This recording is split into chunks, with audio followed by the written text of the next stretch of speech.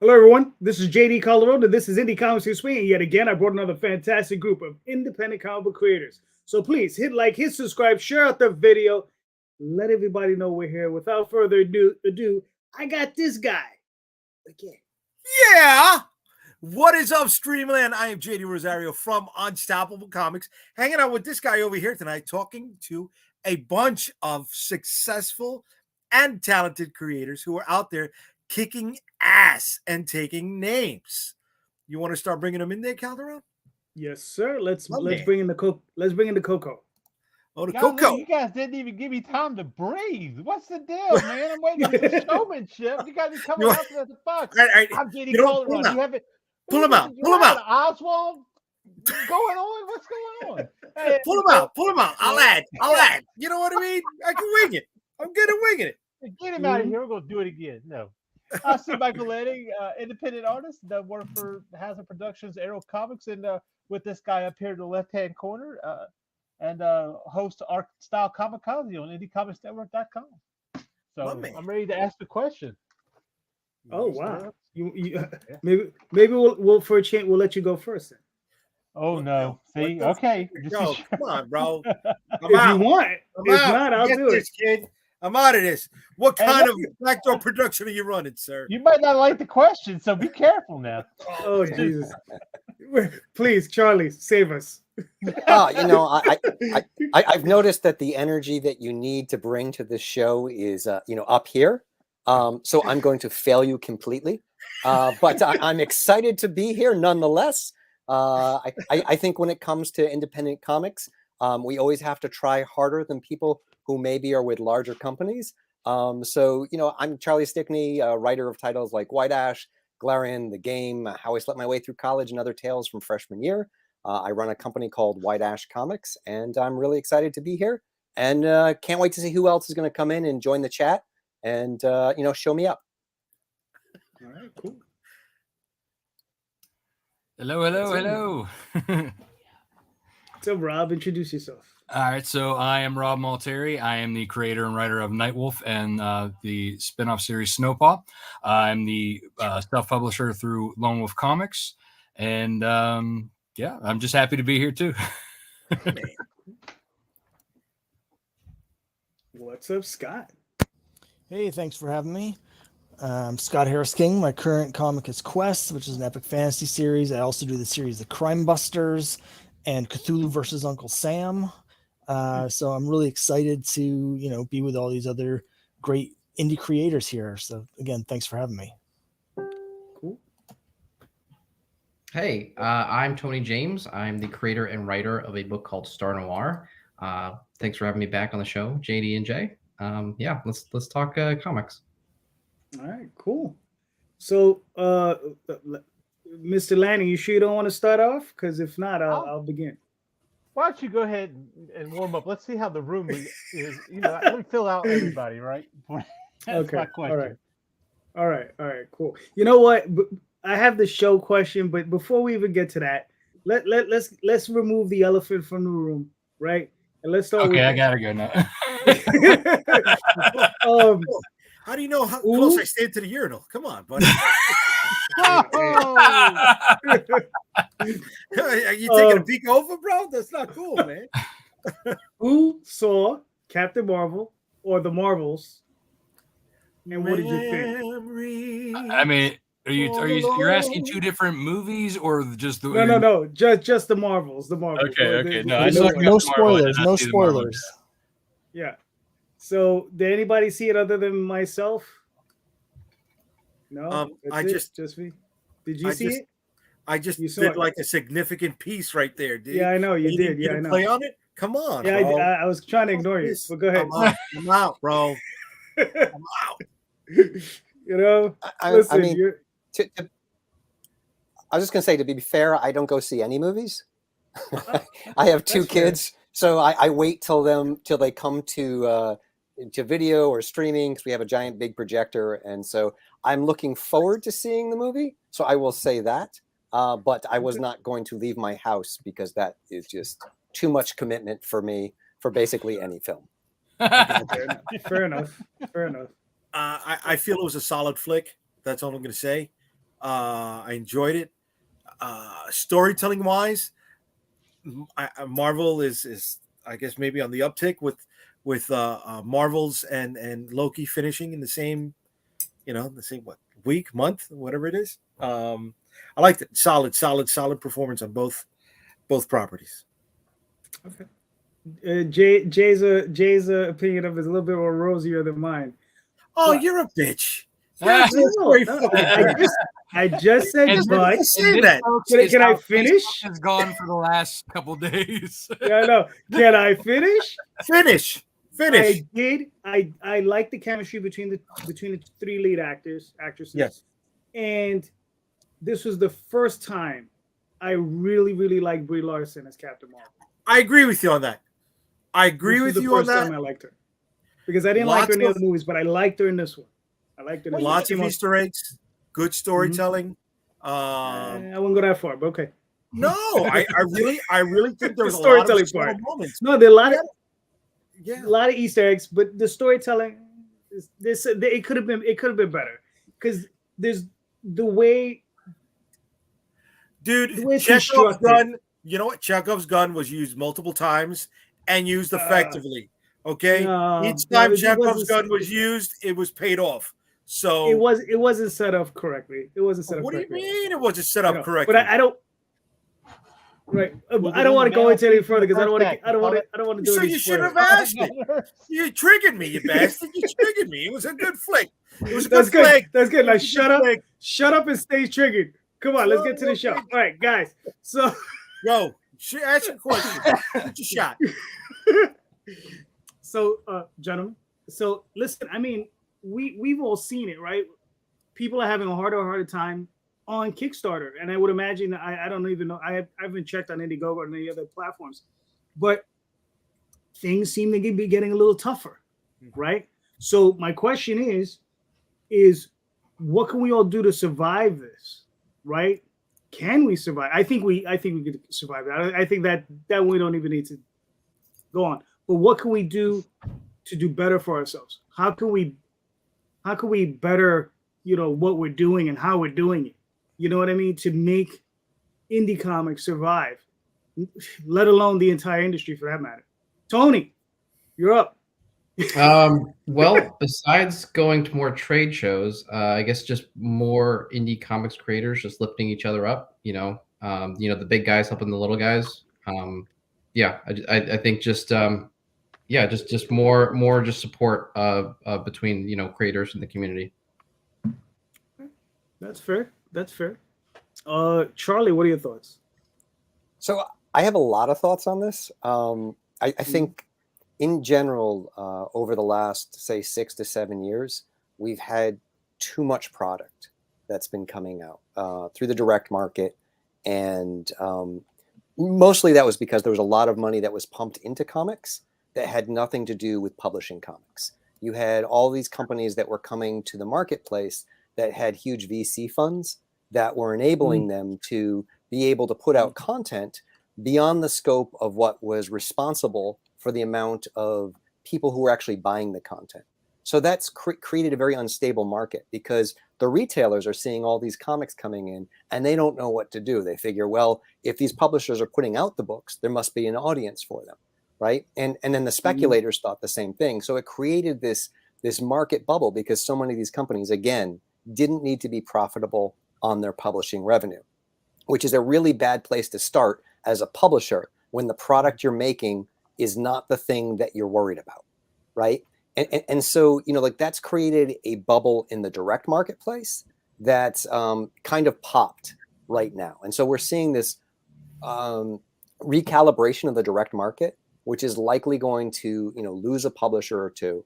But there's just too much product out there. What that's also done is it sent a lot of people to Kickstarter. So all of a sudden we have more projects that have ever been on Kickstarter in the past, live at one time, because there's a lot of creators who are like, I can't make any money in the direct market. I'll go try this Kickstarter thing. And while I always was under the assumption that the more creators that we had on Kickstarter, the better it would be, because every creator brings in a unique fan base. So more creators means more backers, and that's contributing to the ecosystem. The problem is along the same time, we've had a huge rise in creators who are doing, say, more than 12 projects a year. So these micro publishers coming to Kickstarter. So if you as a publishing entity, and this is not to sort of slag on any of those people who are doing that, are doing 2 campaigns a month under different accounts, that is not what it normally would have been, where if you were doing 2 campaigns, it's for every campaign, there'd be a unique set of backers coming into the ecosystem. So now we have more campaigns than we have backers coming in, because again, these people are running more campaigns per month. So they're not bringing in more people, they're just running more campaigns. And so now we're starting to get a little bit of the flooding of those campaigns into the ecosystem. And I think that's making things a little bit more difficult for everyone. That compounded with the economy tightening is making it very difficult. You know, the disposable income has gone down a little bit in terms of what people are doing. So, you know, back to your question, what can we do as creators? I think it really depends on what stage you are as a creator. And the thing that I'll start out with is it's going to be hardest for new creators, people who've only done 1 book, you know, 2 issues, things like that, because you're trying to build a brand, you're trying to build a reputation, and you're trying to build a back catalog, which is what makes it easier for all of us to make money. And so that's just going to be hard. And I'll just sort of say, you're just going to have to get through it. It won't be as lucrative as it would have been 3 years ago coming to this. But if you are a creator who's been doing it for a while and you have multiple series, I think right now is the time to sort of maybe contract your line a little bit and lean into your best sellers to kind of ride things out until the market regulates itself. Yeah. Charlie, whenever you want to replace Jay, you let me know. Right? You have a spot. You got a spot. Funny, as he's talking, I feel like the student in class. Like, yes, sir. Yes, sir. Yes. Okay, you got it. Don't worry about it. I'll make sure my mom signs my book report before I bring it back to you. Better shine that apple and put it on the desk. Hey, listen to the man. Listen to the man. You know what I mean? He knows what you can't argue with wisdom. Rob, what are your thoughts?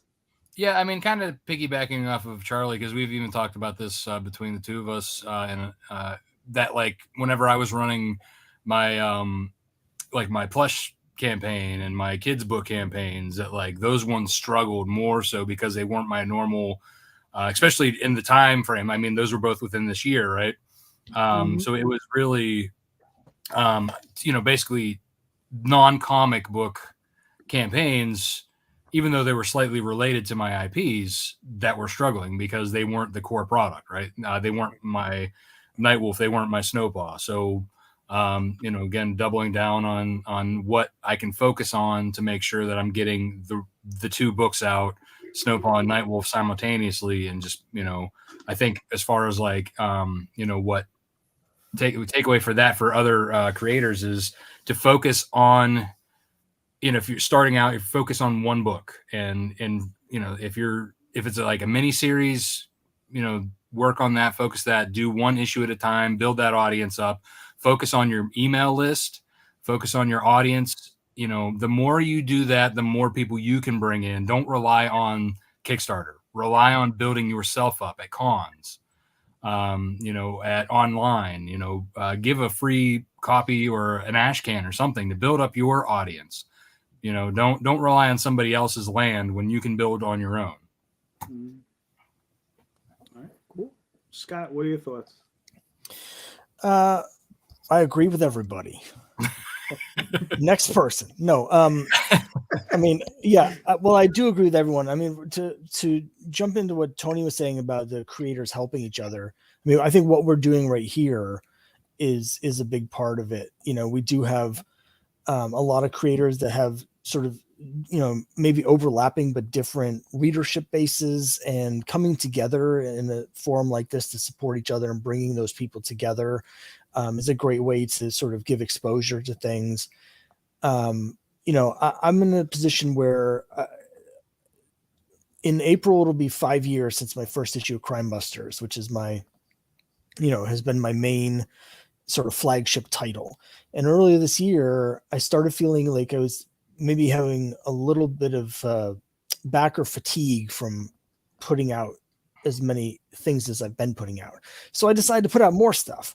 But my idea was I wanted to get a second title, which is Quest, in a completely different genre, to try and bring in a different audience, so that I could have like two sort of overlapping but different groups of people, so they wouldn't burn them out. Because I was feeling like backers are starting to get overwhelmed, not just by my stuff, but just with how much stuff there is. And it's been really difficult. Like with Crime Busters, over the course of the last 4 or 5 years, I've seen a slow but steady increase in like the backers, and it's definitely been building over this times. But with Quest, it's been much harder to start this year with a new IP than I was expecting, or than it was in the past. Like when I did Cthulhu versus Uncle Sam, it was much easier, 3 years ago, to get a bunch of people to come in. So I think focusing on your core things, I have lots of ideas for other things I'd like to do, but I'm going to try and do, 3 issues of Quest every year and 3 issues of Crime Busters, and just have these 2 titles that I'm putting out on a regular basis, so that to sort of build that trust with the readers, that they know they can count on, getting the good comics, but also that they'll actually get them. Yeah. All right. Fair enough. Cool. Mr. Lanning. Lower expectations, increase quality. For what? Be prepared to lose money. Ask yourself, why are you doing this? Why are you doing this? Is it to make money? Maybe you're in the wrong business. There's other places you can make money at. But I would like to make a comment about independent people helping independent people. That's all well and good, but just because somebody labels themselves as independent, you better be sure that they're serious. Because I have seen too many people get involved with other people, myself included, because they're indie comics, and we all get together and we're all indies. But remember, we're independent. Remember that. So help those who are actually bringing something to the table. Don't just go out and throw everybody out there like it's all good, because you also want to keep your opinion as being valuable. That's part of your brand. So just keep that in mind. Okay. So your opinion is valuable? Nobody told me. No, my point being, well, but you know what? It barely is, because I've thrown in with other people. We always kind of throw this whole thing that independents need to get together and form a union and all this other stuff. And I'm on the grounds that no, that's not true. You need to worry about your quality. You do need to worry about you. And you can help those others. But if you're already drowning, what good is you holding out a hand to somebody else who's drowning? Make sure you've got someplace to stand first. That's what I'm saying. You just pull each other down. You just go down together. That's all. And how many times have we seen that happen? But there are people out there that will throw out that, we're indie, we should all get together in every case, and they're not pulling their weight at all. So just beware of that. That's fair. Mr. Rosario, what are your thoughts? A lot of interesting things going around right now with what everybody's saying. A little bit to take from everybody that I agree with. I've been saying for months that I had a release schedule for a book every other month going into September 2025, right? I've been talking about the amount of money I've put in to get all of that stuff going. And, the first 2 books that I got out of the gate, once I made that announcement, I'm still waiting to fulfill on the first one, because premium cover elements still haven't come back from the printer yet, right? And and then I eat with my eyes, right? And I make a decision to change releases. Jake, can I ask you a question? How much you paid it? How much you pay Rob? Yes, Rob. Yes, Rob. You will be blessed in the afterworld, Rob. Yes. Okay. He will sit on the right hand of my. Oh my God! This is what you're doing to these people? That's what I'm talking about. That's what I'm talking about. I don't even know what I was saying anymore. Look, I want to stick to what Charlie was saying right now, right? Streamline your stuff. Yes. So going back to what I was saying, that idea of release every other month going into 2025, that's going to be changed right now. Be prepared to adapt. Keep it's Capo. Damn right, baby, my consigliere. Be prepared to adapt. Be prepared to pivot. Things are changing, but don't lose sight of things that are most important to you, right? So yes, those one or two top tier properties, whether they're your biggest money makers or they are the easiest content for you to produce or your most favorable content, right? Lock into those, focus on those. Do your job at making those the best that they can be, and be prepared to pivot because things are changing. Fair enough. It's funny. Like I write these questions down. I hardly ever give them any thought. But I think You gotta admit that live. I'm just gonna throw the spaghetti on the wall. If it stinks, it stinks. No, but truth is that in looking what's going on, I mean, seeing a lot of people backslide. I recently did a campaign with C. Michael, and it didn't do anywhere near as well as we thought it would or hoped it would, right? But it did okay. We funded. And it's just weird. It's just realizing that, now it's probably a little bit tougher to put out that new book, right?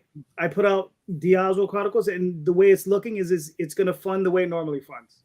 I'm not making a great deal of money, but I'm going to do okay, and it's going to keep going.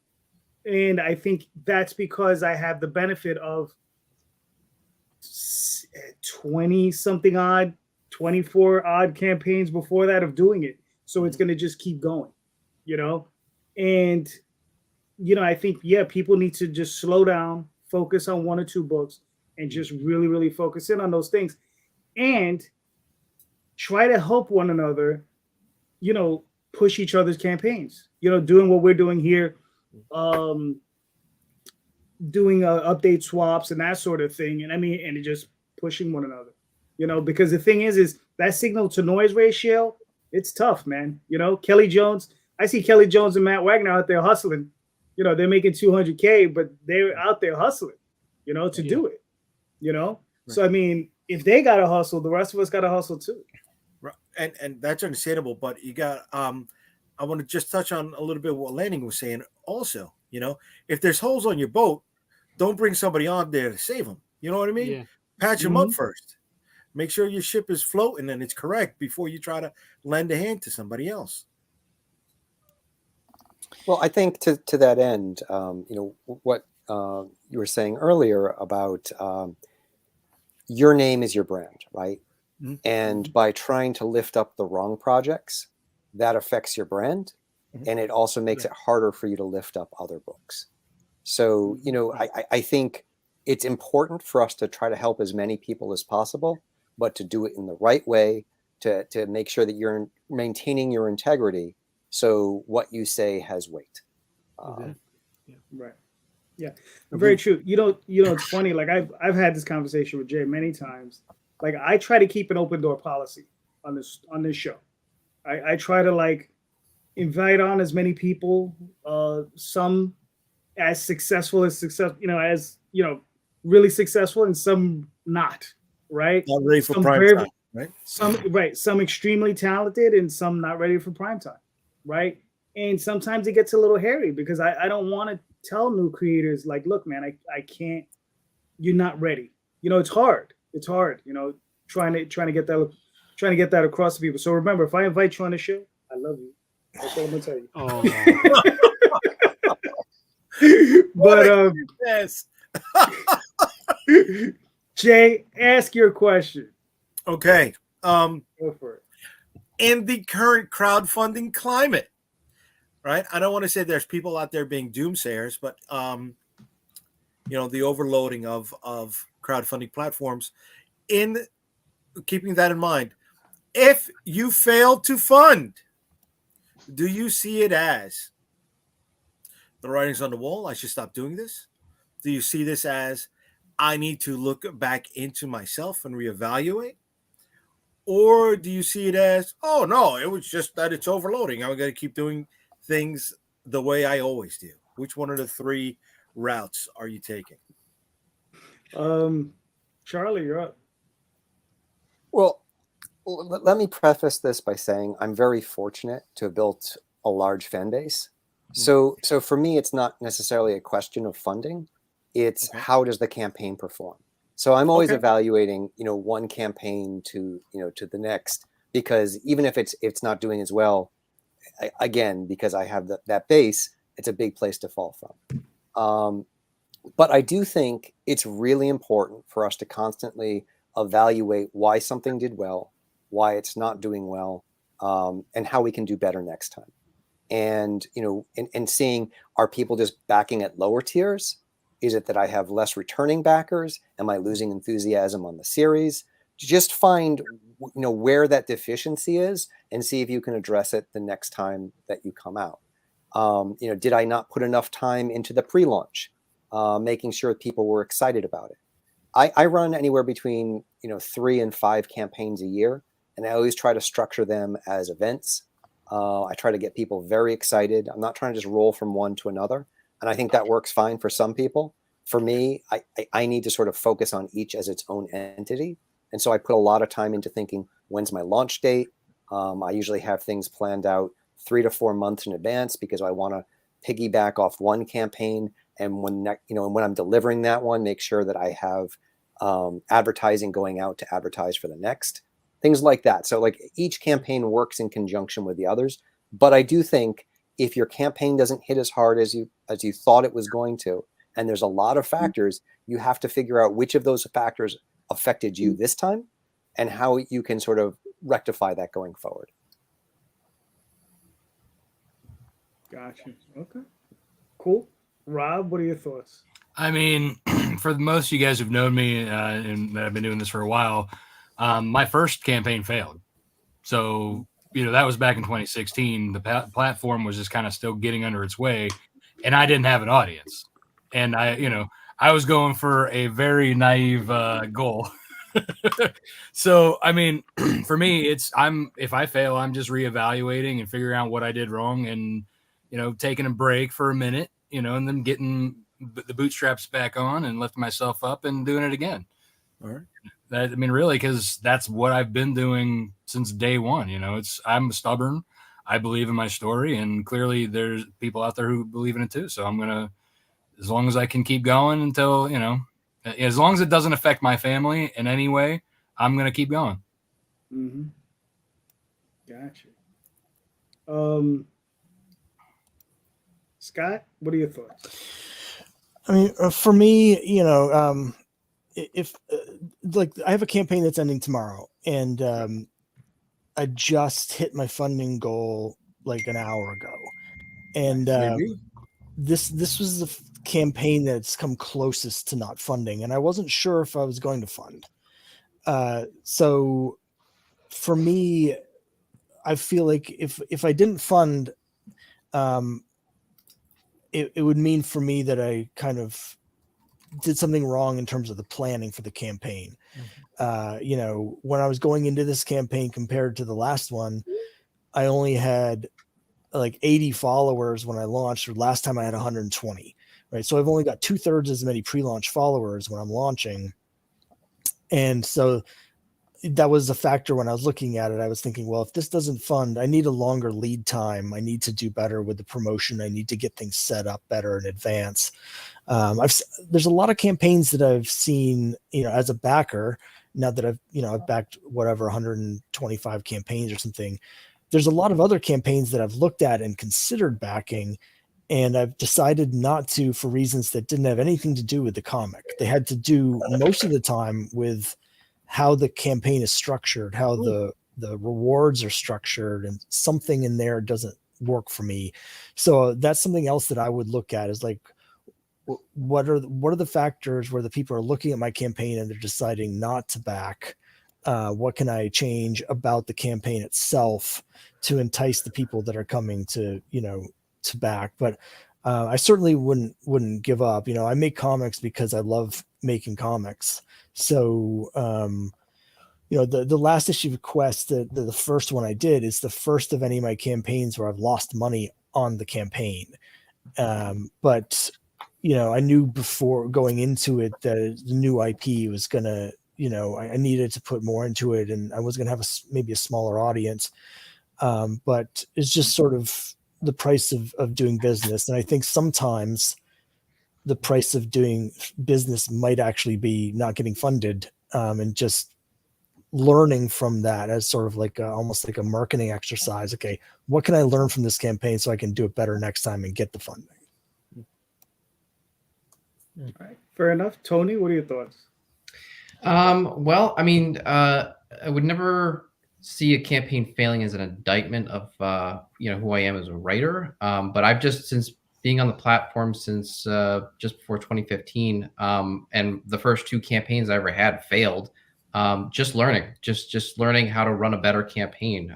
Just learning how to stay in constant communication with your backers. Looking at different reward tiers, seeing what other campaigns with similar goals or similar genres that I'm trying to achieve, see how they ran their campaign.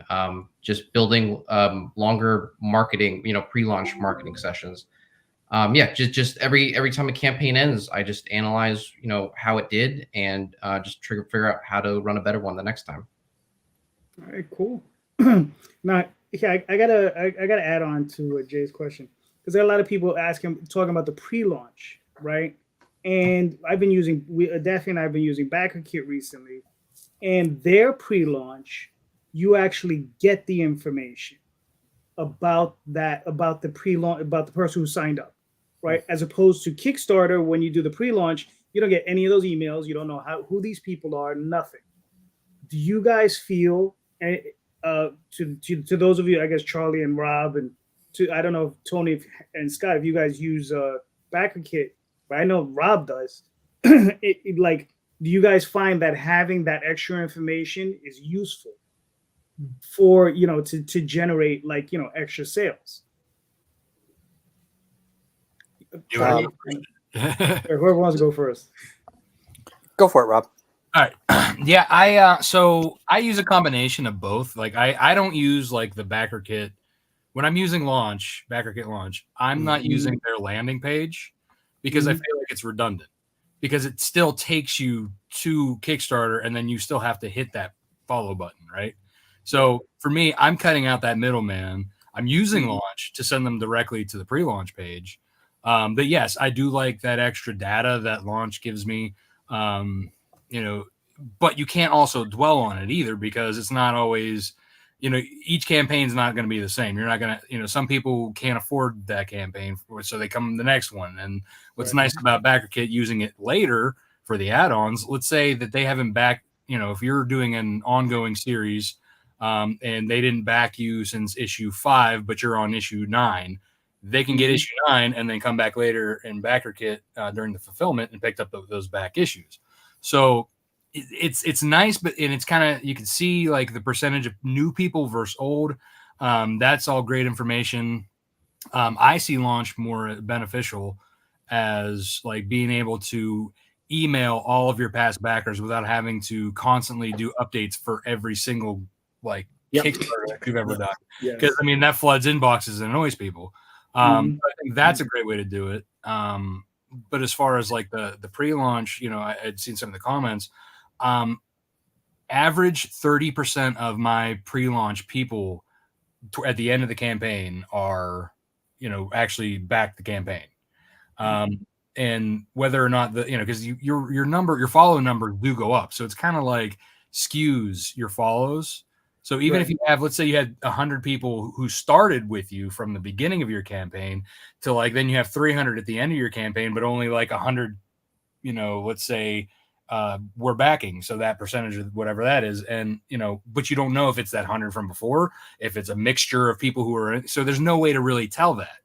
Kickstarter doesn't give you that information, and BackerKit doesn't give you that information. What's nice about the pre-launch and why I like having bigger numbers for that, and somebody said that in the chats, that it boosts the first day sale. You know, the people who are gonna be gun ho and ready to go, they're getting those announcements, they're ready to go, and they're ready to boost you on that first day. So that's nice, but it's not like, it's not a, you know, the be all end all if you don't have high numbers. You know what I mean? I think using backer kit launch in unison with your email list, like, and I've told Daphne this, I make sure that I block any of my past Kickstarter backers from my email list when I'm sending launch, so that they're not getting multiple emails. They're getting the launch emails, and anybody else on my list who hasn't backed the Kickstarter ever is getting the other email. And then I can cater to which, you know, what they're seeing. Okay, cool. Charlie? So I'll just say that backer kit launch for me is the best bang for your buck advertising or add-on service that you can do for Kickstarter. I don't, also like Rob, I don't use the landing page, but I push everything to my pre-launch page. You know, for me, maybe it's just a little bit different, but I find those pre-launch numbers on my pre-launch page have a direct correlation to my day one.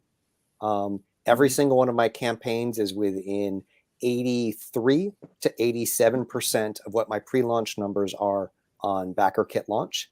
So I use my pre-launch page as a way to engage the enthusiasm for my campaigns. So I have a good sense of how much more I need to, you know, drum up the interest for the next issue that I'm coming out with. So I find it invaluable. I find the pre-launch page invaluable. And for me, there's a direct correlation to the day one backers. So, you know, I love, and backer kit launch is the best way of kind of getting your fan base excited that I've found so far about an upcoming project. Cool. Mr. Lanning, what are your thoughts on the question? I don't really use backer kit. No, I'm not familiar. Well, no. Oh, I mean, no, not Jay's original question. I'm sorry. Well, actually, hold on. Before you answer, Tony, I don't know if you use backer kit, if you have any experience with that and how that affects you. No, I don't currently use it. Okay. I would like to in the future, but right now I don't. All right, Scott. I'm not currently using backer kit. I haven't tried their mailing part of it. I use them for the post campaign add-ons and stuff, and I actually had a couple issues with them. So for the time being, I'm sort of decided to just simplify and just keep it on Kickstarter. It was also just sort of an extra level of administration at my end with, you know, managing the two different sites and adding the add-ons in, and it just was more complicated for me. And since I do everything myself, I decided to step away from it. But it's something I've been thinking about doing in the future, particularly like their pre-launch, you know, mailing list services as well. I think could be of use to me, but I'm just not at a place where I have the time to really look into it yet. Gotcha. All right, fair enough. So I'm sorry, Mr. Lanning. Back to you. I know. What did you hear last? Because I don't know what happened. Everybody disappeared and came back answering the question. I don't know. Jay, can you re-ask your question? No, I know the question. I just wasn't sure what you heard from me. This whole thing is filled with beer. You think I remember what I asked 40 minutes ago? Come on. No, I said you should admit that you suck. You just realize how bad you suck. I saw Larry in the chat. That's all you saw? All right. Knowing Larry, and we all know Larry wouldn't do that to himself either. If he thought so, come on, please. Larry, we keep going. Who are you kidding? But seriously, no, I would reevaluate, because chances are it's either at the wrong time or you didn't market it properly or whatever, because there's a lot of stuff out there that's just it gets funded and it's not very good. Let's be honest. But I kind of wonder. But I am curious though. Do you guys check out if there's any campaigns that are similar to the ones that you're about to launch? That is about to launch. Like, is it going to affect you? Are there campaigns that you know that are going to do well that might take from you? Because just like a movie, right, doesn't want to release on a certain weekend because another blockbuster movie is going to come in and take all the profits. Do you guys check any of that? Well, I gotta be honest. I mean, for me, I'll answer this one real quick. is that sort of thing. I mean, you can't concern yourself too much with it, because the thing is, if you're doing a female-led superhero book, right? Just that. How many of those do you see on there regularly? Quite a few. How many books do you see a female adventure noir book? How many of those do you see? Quite a few. Can't really concern yourself too much with it, you know. I mean, I'm doing a magical mouse adventure. I don't see many of those, but you know, mine's is, you know, in that particular world, the outlier, and I get what I get, you know. I think something to be said too, like when you have similar campaigns like yours, when they do updates, Kickstarter, like when, you know, somebody opens up an email with an update, not just like on the app or on the you know, they actually recommend like campaigns. So I don't think it necessarily hurts you. Okay. I think it's you know, it's getting eyeballs. Like the more people who are backing similar campaigns, the more eyeballs potentially you're seeing yours in those recommended feeds. So that, I mean, you know, maybe if there's like 100,000 of them out there and you never get in that feed, but you know, as long as there's some, like I always want to have similar campaigns out there to be able to feed each other. Oh, that makes sense. Yeah, I'd say that like, wasn't my question. I was just curious. I was just going to say, for me, I like seeing other campaigns. If I see a campaign that's similar to mine that's going to be live at the same time, to me, it's a great opportunity to do cross promotion, because the people that they're bringing in with their audience are the same as mine audience. So if we can, you know, do some kind of thing together to promote each other's books, it's just a natural crossover. Mm-hmm. Yeah. Damn it, I need 30 more creators to do magical mouse books. That's what it is. Damn it. You missed your opportunity with Secret and Nim. Seriously, you know, with Fivel. All right, so Jay, I don't even your question. Yeah, I do think, I don't know. I'm losing it right now. So Jay, what was your question again? I don't remember. Listen, I'm just going back to what Daphne said earlier. Way back. I mean, well, before I even say that, there's a lot of people chiming in. Thank you, everybody, for the comments. This is making this one hell of a lively discussion.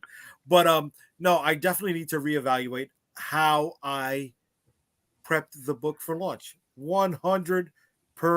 I jumped the gun. I wasn't fully prepped, and I definitely take this on my shoulders. It is not an indication of the product, you know. For me, it's a great fucking story. But I definitely needed to do better with the preparation of the launch, right? Getting people aware that it was coming. 100%. I dropped the ball on that. All right, cool. Mr. Lanning, you got a question? Yeah. I do have a question. So let me lead into it with this. Somebody had made a post. Well, Ben Dunn made a post. That's not throwing him under the bus or anything. He asked the question about what would you do to expand the indie comics, the industry. I think what's the question. I can't remember exactly. But somebody made the statement that they were doing indie comic awards. So my question is this: do we really need indie comic awards? And if you think so, why? Okay, fair enough. Rob. I mean, not necessarily in itself, unless it's like an actual like source that's bigger than it's, you know, than somebody just saying, "Hey, I'm putting out one." You know what I mean? Like if it was like a small podcaster doing it for his own thing, that's cool, whatever. But I feel like to actually make it worth anything, it would have to be like a bigger known thing, showing these creators and putting them out there and advertising for these creators. But I think in general, no, I don't think they're really all that necessary. Are they great for marketing when you get nominated? Sure. But like really, how far does that go depending on like the major source that's actually putting this thing out? You know what I mean? Mm-hmm. Right. Fair enough. Scott, what are your thoughts? I kind of agree.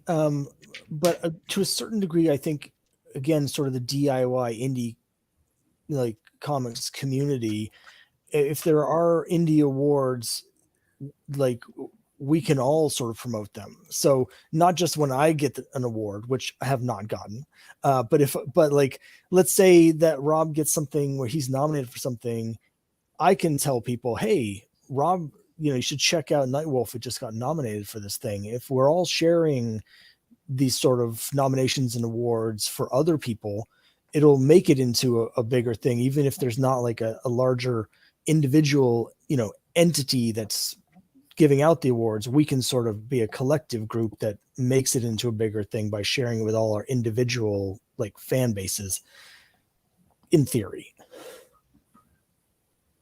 All right, cool. Tony? I mean, it's kind of already been said. I mean, if a bigger entity wants to kind of showcase indie comics via awards, that's great. But I think it sort of runs the risk of just being superfluous, just kind of being really extra. So I don't know. I don't know how much that it would help in the long run. Okay, fair enough. Charlie, what are your thoughts?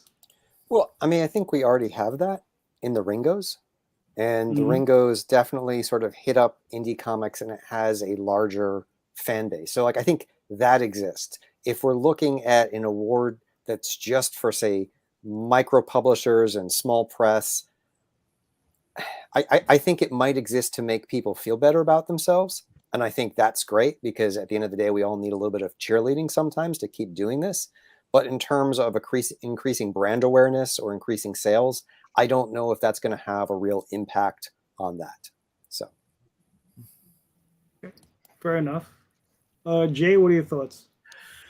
Those who can't teach. Those who can't teach gym. Right. Those who can't make comics make awards. Those. Oh, Right. They're trying to make their own seat at a table. But when you look at like the bigger stuff, the Academy Awards, the Emmys, the Oscars, stuff like that, that is something to help them in contract negotiations, right? The winner of this film, whether they were producer, editor, X, Y, or Z, right? That all helps them in contract negotiations.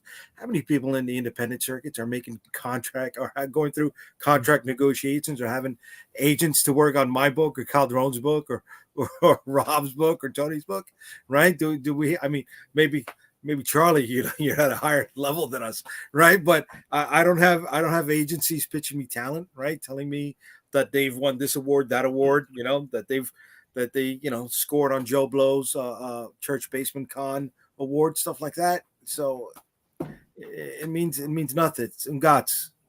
I mean, even like, you mentioned the Oscars, and even like any of those big award shows out there, like, does anybody even care anymore? Like, I think I may have watched like maybe the MTVs back in the day, like when I was a teenager, and that was like the only time I cared. And then like the Oscars, I never cared about. right. Yeah. What means more, the ESPYs or winning the championship for whatever league they play in? well, I will say for the Oscars, there is an actual bump. And if you're nominated for an Oscar, they can use that for marketing, and there's a direct correlation to the box office or to the post ancillary rights and things like that. So there is something tangible there, because it has a wide enough, again, and that's what we're talking about, it has a wide enough scope or range outside of comics to create an impact. So that's what you need is with anything. It's marketing that brings people in who hadn't found you before.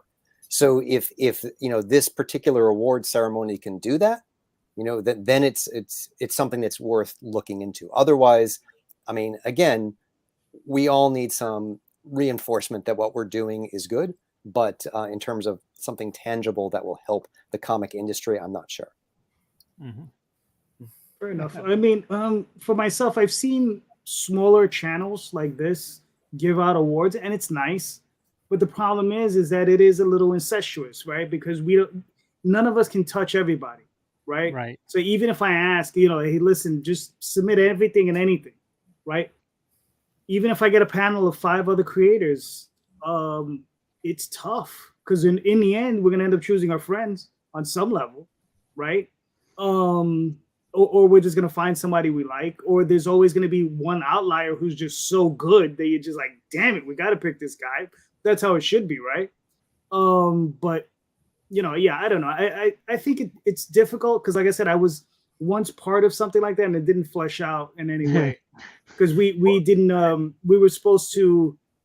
I was supposed to be on a committee, and I never got asked to review anything or anything, and the other people didn't. It was ridiculous. Yeah. So I don't know. It all depends on the integrity of the people who are running it, and I think Right. maybe if it could be broken down into categories, fantasy, science fiction, so on and so forth, maybe. It's a But poor man hustle, dude. That's all it Yeah. is. It's a poor man hustle, right? It's somebody who has no stroke that is nominating X amount of people and hoping that those X amount of people will market their name better than they would themselves. That's it. Yep. All right. So, Mr. Lanning, what are your thoughts on your own question? Our awards for artistic endeavors always seem ridiculous to me because that on its grounds is a matter of opinion of the panels. Right. When you're looking at awards for something like the Olympics that has a standard that you can reach, that is tangible, or like, for instance, as far as like MVP in sports, right? There's a standard that you can reach that's tangible. And a matter of opinion as far as artistic work is concerned, that I like this fantasy artwork over this fantasy artwork, I don't think that it carries any clout, to be honest with you. The Academy Awards do just that as far as what you say. Yeah, it's valuable to the actors and everything else like that who are going to get that, and it's a huge thing. But in all honesty, as far as the award itself, there's so many people who have talked about just turning over the card over to their grandkid or whatever and just marking off whatever. And it comes down to a popularity contest. The problem that I have, one big problem that I have with awards is that becomes a focus for a lot of people is to win an award. And therefore the quality of what you're getting and the heart of what you're getting goes down. I can't tell you how often I've seen Best Picture and I was like, man, I enjoyed this other movie a lot more. And it was from Troma or some BS like that, right? And it's like I was just bored to death by the Best Picture. I was like, that's the thing. So in all honesty, to award indie comics, like you said, you have to have it across the board. There's a whole bunch of people that can and stop being part of that society. Don't worry about your awards. Put your stuff out. What you're able to give to the audience and what they're able to respond to, that's your reward. That's your award. So that's how I feel about that. Okay. I mean, the one thing we notice about all these awards, when we're talking about Hollywood and stuff, is like sexy and beautiful women. Yeah. And that's what we got now. Hold on. I'm upset that neither one of you guys like La La Land. I really enjoyed the movie. That's what you're telling me. Hey, in my defense, I have not seen La La Land, so I have no idea. I haven't seen La La Land either, so I couldn't say. Charlie, what is this? Let's talk about it. Speaking of sexy women in Hollywood. Exactly. That was the whole thing. So, Charlie, do you want me to play this video? Sure. No, but I didn't see the title. You didn't. It's Galarian of White Ash. There we go. All right. All right, just give me a second. We need an award for who'll be the producer of Calderon Show. Yeah. It'll be the same person who produces your show. That sounds like a punishment, Rosario. I'm sorry. An award. All right, here we go.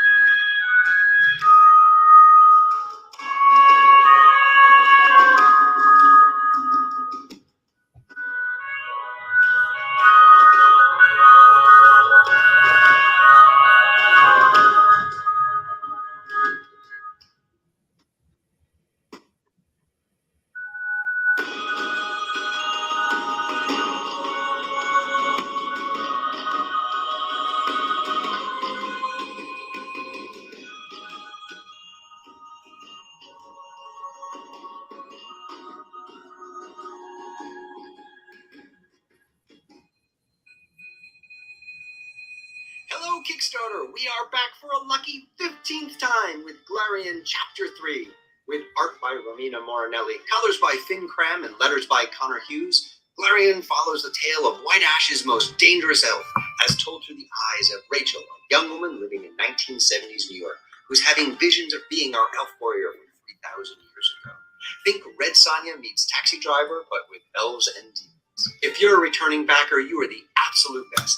Thanks to you, White Ash Comics has become one of the most popular brands on all of Kickstarter, and Glarian has become one of the most backed single-issue comic book series of all time. If you're new to what we do, I'm Charlie Stickney, writer and publisher of White Ash Comics. The past 6.5 years, we've been putting out some of the best creator-owned books that you can find on Kickstarter or anywhere else for that. But today is all about Glarian. Glarian Origins follows the story of two women and the different paths they take to overcome life-altering tragedies. Jumping from ancient Elfheim to the streets of New York, the two seemingly unconnected tales will slowly weave together to reveal a piece of White Ash's complicated past. Oh, because Glarian's involved? Expect carnage. Lots and lots of carnage. If you're new to White Ash, welcome aboard. Glarian is a standalone miniseries, so you don't need to be well-versed in White Ash lore to enjoy the ride. But if you want to get caught up on White Ash, the game, and all of our other books, we'll have tiers for that too. So find a reward you like below, and please share this campaign with all of your friends and virtual friends on social media. Over the last few years, we've seen a huge influx of creators coming to Kickstarter to make comic books, and none of them would be here without you, the fans. So thank you again for helping build the best place on earth to make independent comics. None of us would do any of this without you. Thank you. Nice. Okay, well, I'm confused because you're not supposed to be able to make that much without being an NSFW comic. Well, I mean, Isn't that what we're always told? to be fair, there is some, and not safe for work content in it. I don't have the naked covers. That's not kind of what I'm pushing. It's, for me, it's intrinsic to the story. White Ash is a PG-13 universe that occasionally has some R-rated characters come to visit. Glarian's one of the R-rated characters. This is really a sowing of oats coming of age story. And, for that, sexuality is an important part of the narrative, but it's not the narrative. So that's not what I'm trying to push, with my books. But I want to be upfront that there is, this is a little bit more in the Game of Thrones vein where White Ash feels a little bit more, like I said, PG-13-ish. Very nice. But it's not the core of your campaign. It's not. You're not putting out the. Is what I'm getting at. Because we hear that a lot. Look. Oh, you can't make money on here unless you're right. If you look at the preview pages, there is definitely some nudity in it. Going through the rest of the series, this is pretty much where it all lands. It's not, this is we open on something and something horrible happens. I'll be honest, when I wrote it, there wasn't as much nudity in it, but the artist was insistent that it needed to have that much, because as she said, this elf warrior is not going to stop and put some clothes on in the middle of a battle.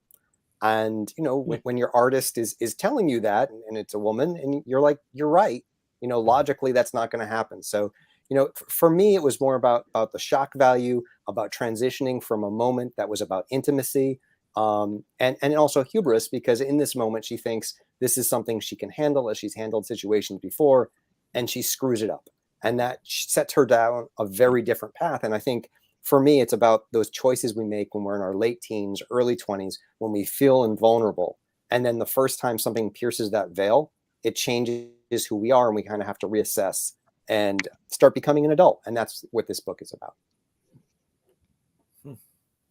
Very nice. So this is issue 3?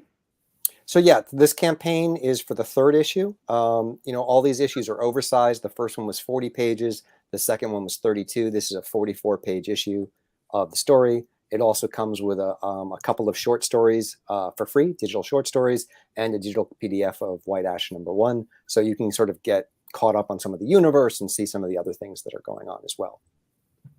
Nice. Cool. Now, so you said this ties into the White Ash universe.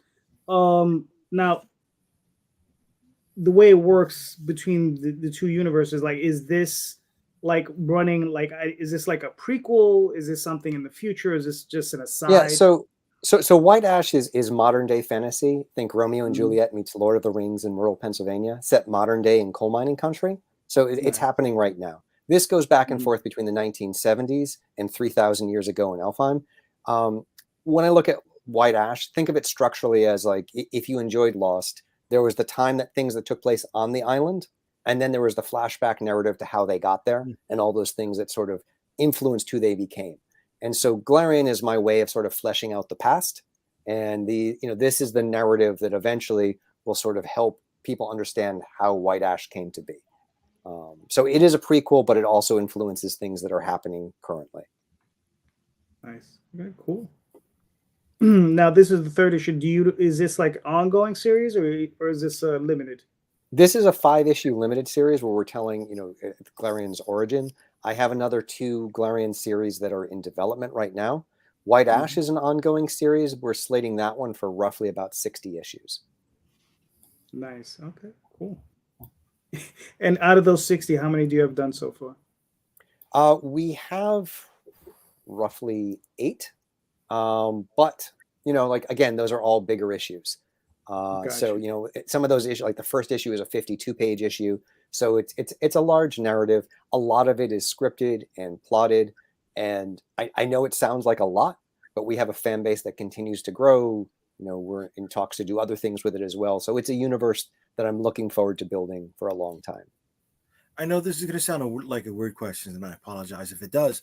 But you're calling it a single issue at 44 pages. I know of other indie people that call, 44, 48 pages a graphic novel. Why call it that as opposed to the other? Well, I mean, if it was a standalone story, I would call it a graphic novel. But like it's the 3rd chapter. And what I love about Kickstarter, what I love about doing my own thing is I don't have to write to a page count.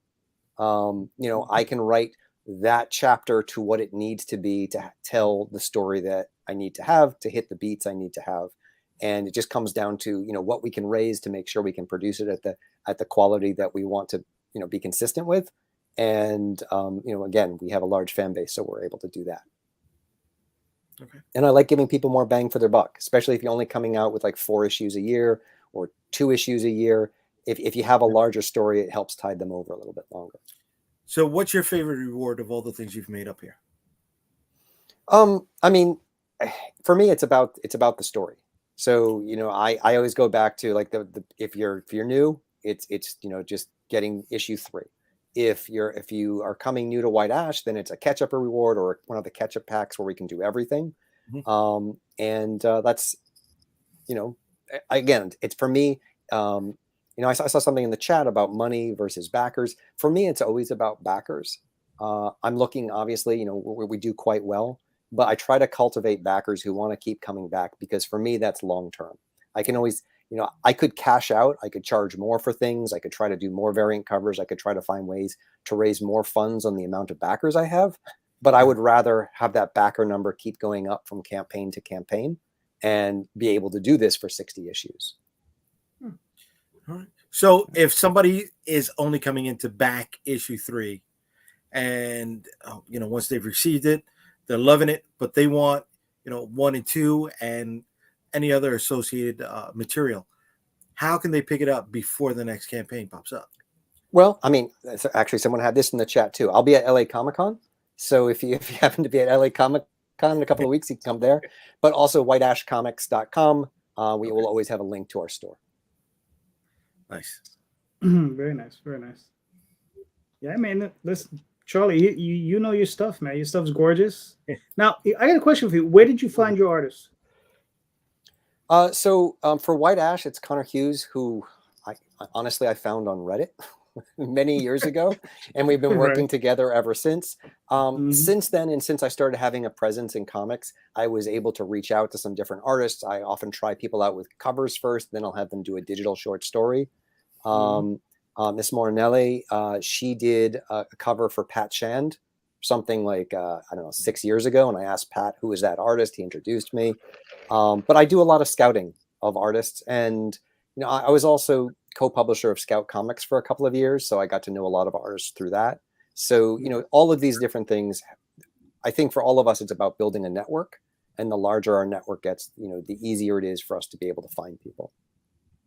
But I love, Miss Mornelli is amazing. Finn Cram, who does the colors for both White Ash and parts of this book, is also incredible, and so is Connor Hughes. Mm-hmm. All right. I mean, you're well on your way. You got 63 hours. I mean, listen. Well, thank you for having me. Yeah, I don't. It's a great job. I don't know what else to say. It's like fantastic, beautiful book. It's amazing. Shit. Exactly. Yeah. Looks good. I mean, okay, hold on. Don't mind me. Of course, this is where the producers were going. You're fired. Well, and I do want to take, if there's any of my backers, I was just going to say, if any of my backers came to the show tonight, make sure you go through and back every single person's campaign who is here.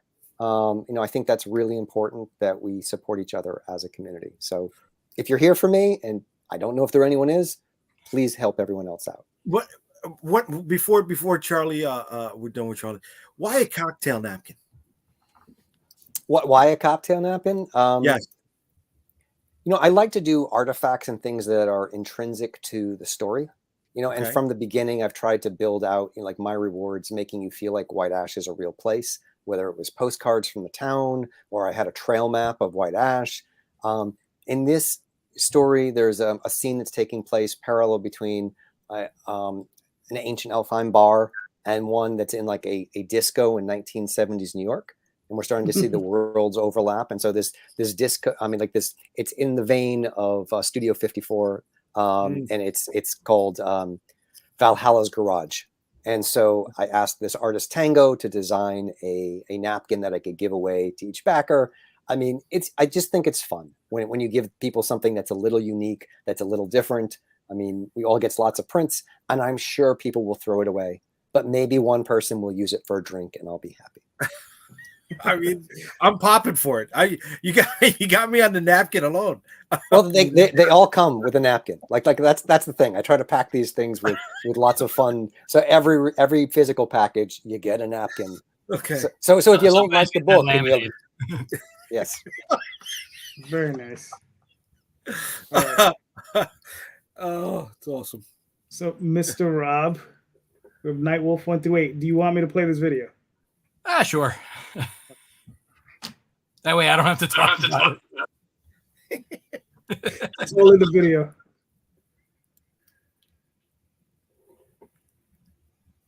Do you love stories about anti-heroes and supernatural beings like werewolves, vampires, demons, witches, zombies, and more? Then Nightwolf is the comic book series for you. Nightwolf's unique take on theology, mythology, encompasses elements of horror, magic, fantasy, and modern setting. Hi, I'm Robert A. Multari, the creator and writer of Nightwolf, as well as the founder of Lone Wolf Comics. It's been my dream since I was a kid struggling with attention deficit disorder and dyslexia to be a comic book creator because comics have helped me learn to overcome my disability. Born into an outcast breed of werewolves known as the Monokai, 18-year-old Rodney Marcelli is reluctantly thrown into an ancient war between good and evil in today's world where the line has been blurred. With the help of Snowpaw, the pureblood Monokai, Rodney must learn to master his newly found lycanthropy and mysterious kinetic energy power that only he possesses. Rodney must fight the Dark Covenant in order to avenge his friends and family and to save the girl he loves from the master vampire, Lord Malice. Rodney Marcelli is Nightwolf. In April of 2016, I launched a failed Kickstarter campaign for Nightwolf issues 1 through 3. I played the game on hard, setting a $20,000 goal. However, I did manage to raise over $5,000, but Kickstarter is an all-or-nothing platform.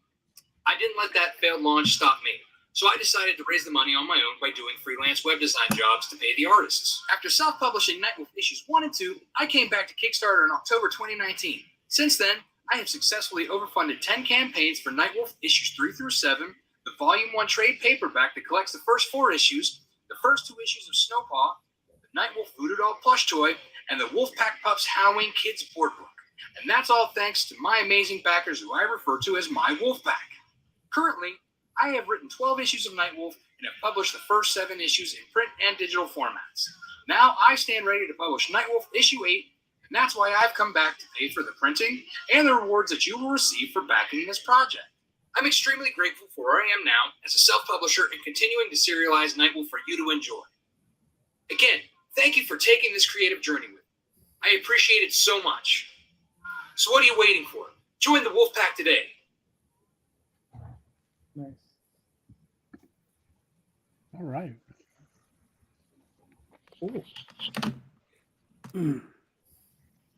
So Rob, you're almost there, man. I am. It's right there. It's almost there. You got 17 days. You're definitely gonna make it. I think so. Oh, hey. But yeah, So- no, it's definitely like I said, coming back and focusing on like what my Miss is my main series that I put out first. So it's still been a bit of a a hustle as always. You come and you do this. You can't just rest on your laurels, right? So you still gotta work. You still gotta do the thing. Mhm. No, I mean, listen, you were one of the perennial like hustlers from the beginning. Oh yeah, yeah. I've seen you like you were all over the place when I first noticed you. I was like, this guy's everywhere. Has that changed much? Nope. Matter of fact, I got 3 podcasts lined up next week, all one after another. It's a nonstop thing. I don't rest until this is done, and then it's like I'm like Cthulhu. I come out and fuck shit up, and then I go back to sleep. Nice. My man. Nice. No, yeah. I mean, honestly, it's a lot of it's been like my experience. I actually, I'm a graphic web designer. And I work for marketing teams. Every job I've ever had. So I've picked up a lot of marketing tips, and as you always see me wearing my brand. It's all about brand awareness, getting the name out there. People tend to not back right away unless they know you. They try to learn a bit more about it first, unless the art catches their eyes first, right? Mhm. It's not till like maybe the 100th time that they saw it and they're like, you know what, I want to do this. I'm going to try it out. Yeah. Luckily, my Wolfpack has come back time and time again. On day 1, day 2, the rest of the campaign. I'm very thankful that they keep me going and I can keep putting out these stories for them. Nice. So, I mean, this is 1 through 8? Yes. So this is 1 through 8, which ends the second volume, if you will. So I basically break them into 4 issues and collect them into a trade. So after this, the trade will after Snowpaw 3 comes out, then I'll probably put out a trade. But yeah, no, it's this is a 12-issue story arc with plans to continue on. But this particular story is like if it's the first season if it became a TV series or a movie or something, that's kind of like how when I wrote that I broke it up into like I needed a full year worth of content that I was putting out there when I originally planned on serializing this monthly when I was very naive and young. But yeah, so again, this is issue 8 of the 12 story arc. 13's already been kind of started to be scripted and I already have a plan moving forward. So this story does not end. Matter of fact, 12 makes you think that it's going to end, but then you get that twist and it kind of throws you into, the beginning of 13. Nice. Now, I mean, you say it doesn't end, so it's ongoing, but do you have an idea? Like, do you have an ultimate ending to the series? For the most part, yeah, I do. It might come sooner than later, depending on how fast I can get these out. Right. Because I'm no spring chicken, and I don't want to be like on my deathbed, still working towards that final end game. Oh, don't Listen, get man. that dark, dude. Come on. Sounds like a great place to be. Come on.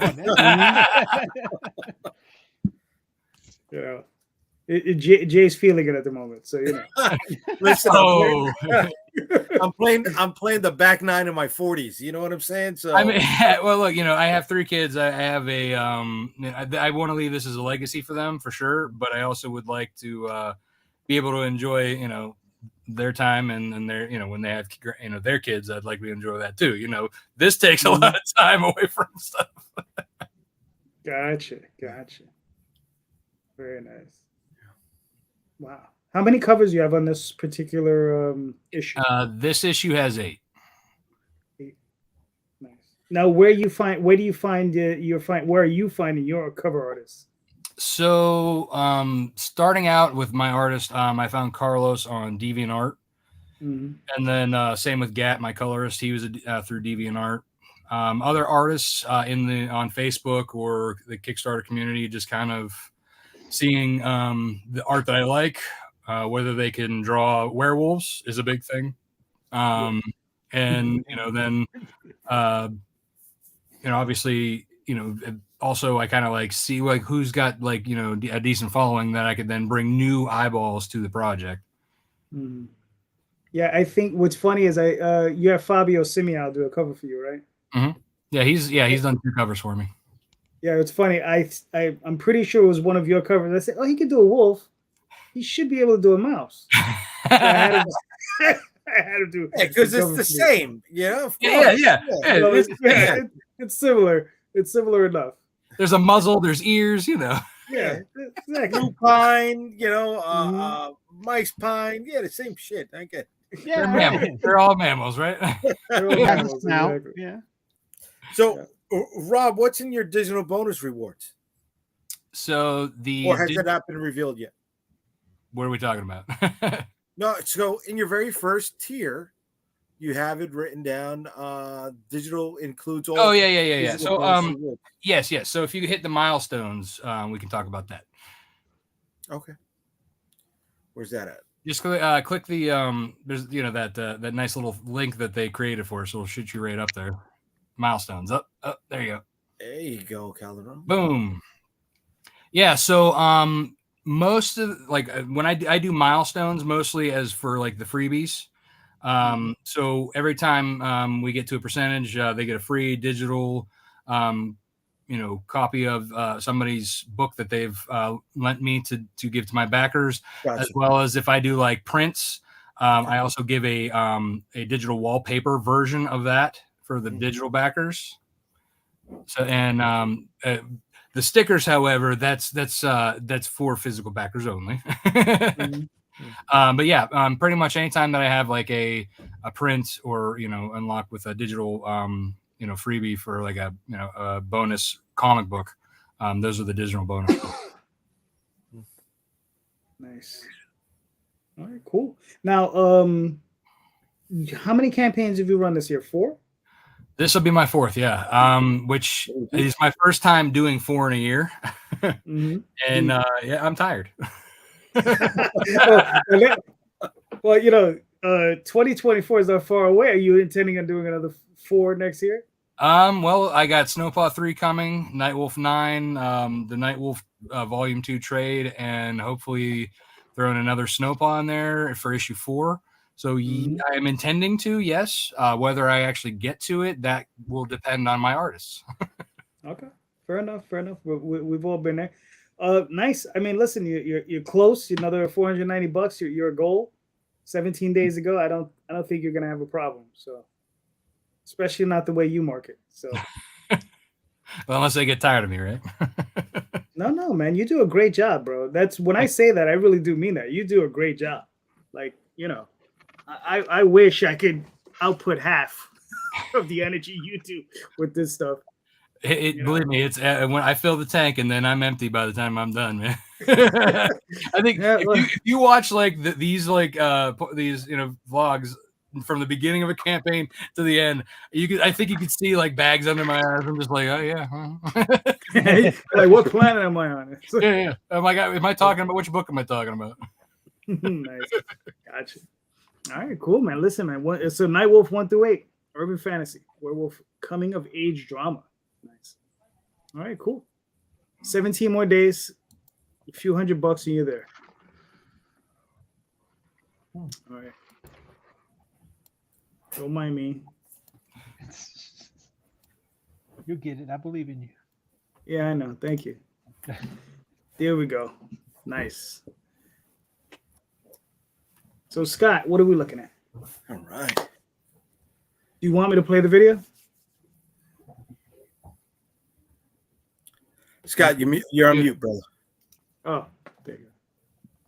Yeah, you can play it. I was just saying I don't have the production value of these other gentlemen, so don't expect too much on this. All right. Hey there, comic fans. Scott Harris King here, creator of the epic fantasy series Quest, and I'm so excited to be back here on Kickstarter for the second issue of Quest. Quest is an epic fantasy series about a ragtag party of adventurers who are thrown together by fate and charged with an impossible quest to save their doomed world. You know, it's the good stuff. It's all the stuff that I love about fantasy, like Lord of the Rings and World of Warcraft and Conan the Barbarian. I've tried to pack it all in here, and it's particularly an ode to Dungeons and Dragons. You can get a special RPG tabletop edition, both issues 1 and 2, that include a bonus 8 pages of gaming materials so you can play through the story from the comic in your own home game. I'm so excited to be bringing this back. I appreciate all your support, and if you love epic fantasy as much as I do and role-playing games, check out Quest. And thank you so much for your support. Cool. Nice. So, I mean, I like the fact that you're doing the whole role-playing game thing, Scott. That's really cool. Thanks. Yeah, it's, you know, I got into D&D before I started reading comics. It was actually kind of a gateway into comics. I started buying Dragon magazine, and they had comic strips in the back of Dragon magazine. That's one of the ways that I got into comics. So I've always wanted to do fantasy. You know, I love playing, you know, World of Warcraft and Final Fantasy Online, all those MMOs. So I wanted to just sort of, you know, really do a fantasy series. And Quest, you know, I finally decided I'm just going to go ahead and do it. And I love doing it. So it's just been a ton of fun to make it. Nice. Now this is the third issue? This is the second issue. The second issue. Yeah. So, this is the second issue, and I'm trying to do it. You know, I'm a huge fan also of like fantasy comics from the Bronze Age. So it's a lot of action. You know, I love stuff like Conan the Barbarian and Red Sonja and Warlord and those old comics. If you read any of those, so it's a lot of, you know, wall to wall action, a lot of swords and sorcery and that sort of thing. Sort of fast paced, but I'm also trying to get in like I want to have the feel of you're going through a D&D campaign. So over the course of the series, you're going to see the characters kind of level up, like their outfits are going to change as they, you know, find, you know, better equipment and magical stuff, and so they'll look different. They'll be fighting harder and harder sort of monsters by the end. I wanted to really get the feel of like you're playing through a D&D game. Nice. I love these old, you know, the old covers. Makes you feel like a kid again, doesn't it? Right? Yeah. Like so, Keep on the Borderland, which is the what I'm homaging here in the second issue with the Citadel of the Borderlands. That's my favorite module from when I was a kid. That was the one that used to come with the base set starting in like 1980, and so you know, that's the one I remember playing when I was, you know, 8 years old or whatever. So, you know, I make obviously the covers look as much like the modules. They're homage covers. They're homaging specific modules. And when I love doing homages just in general, because I have thousands and thousands of old comics. So I just love paying tribute to all the stuff that I loved as a kid. And I really enjoy particularly trying to make the trade dress, all the logos and everything look as close as I can to the original. So it's fun for me to make them. And I've always, like I always say, I try and make stuff that I want for myself, and then hopefully other people will also like it. Scott, I just think you missed out on something with the trade dress, bro. You missed out on one small little element, dude. What's that? Instead of putting the TSR, you should have put your initials there. SHK, bro. Well, I put down here the CCG down on the bottom stands for the Crime Buster Comics Group. In that little logo. And if you had the full size thing and zoomed way in, the little face there, and it's originally like a little wizard on the logo, but on mine it's actually Crime Buster, the character in that series of Crime Busters. Okay. Nice. See, he beat you to it, Jay. He did. I stayed corrected, dude. I'm sorry. Oh. Yeah, these are some of the variant covers. I do a lot of variants, just again, stuff that I just enjoy doing. Like I had the one that looks like the old Endless Quest books, which are sort of like TSR's version of the Choose Your Adventure. And I did that cover in an afternoon literally just because I was like, what if I took the art from the regular cover and I made it look like one of those cool books? Because I still have those from when I was a kid. And so, yeah, it's just when I have ideas for things I think would be fun for my own collection, then I tend to do them. Cool. Very nice. So now this is the second issue. How many more issues do you see? Is this a limited series? Are you planning on? No, this is an ongoing series. And honestly, I'm not quite sure how long it's going to be.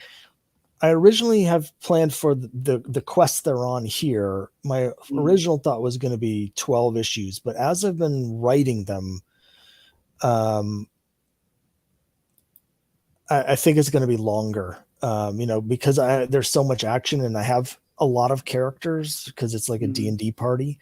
I think I just want to do more with them. So I think this initial quest may actually end up being 18 issues, but then I have, that's going to sort of plant the seeds for the next quest. So I have other arcs planned afterwards. But I don't want to get too far ahead of myself. Like the more I get into it, the more the characters are sort of revealed to me and it suggests, new ideas.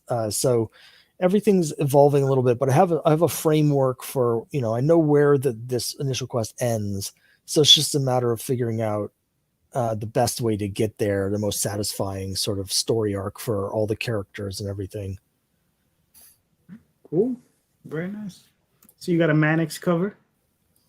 Yeah, and I absolutely love it. Mannix Francisco, and then it had a colorist by the name of Adriel Dallavecchia did the colors for that one there, and just absolutely love it. That's my main character, the Paladin Vess. It is an ensemble book, but she's kind of the main character. Although there've been so many. When you look at Kickstarter now, there's so many comics where they have like the hot woman lead is always the image on there. I've started thinking, well, maybe I should have some of my male characters just so I stand out more on Kickstarter now. I don't know. But yeah, so JD, I beg to differ on that one.